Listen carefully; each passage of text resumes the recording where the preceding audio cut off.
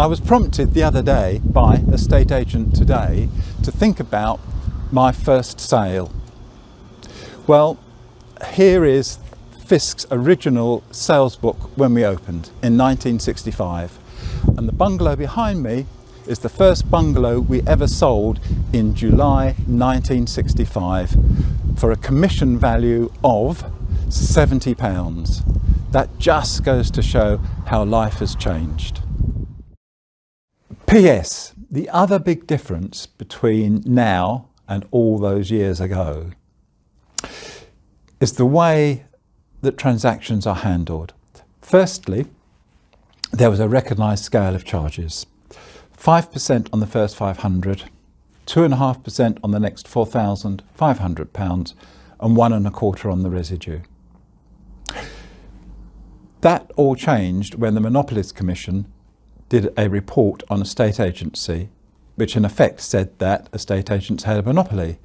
I never understood that because it's always been possible for someone to sell their own home. They didn't have to come to an estate agent to sell a house.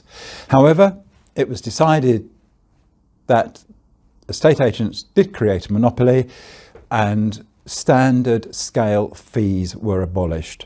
Whether that's right or wrong for the consumer, I still think the jury's out on that.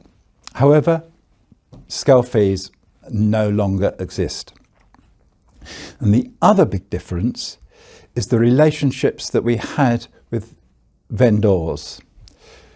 People used to instruct us to sell a house, we used to shake their hand, we found a buyer, we wrote a letter to the solicitor, and in due course the solicitor sent us a cheque.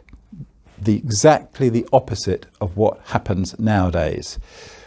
We have to do all sorts of things, including, and you could argue for the benefit of the consumer, but it is only an argument, spell out the terms of your business, spell out exactly what you will be doing, complying with codes and regulations, having a well-documented file, all of these things that simply did not happen back in the 60s.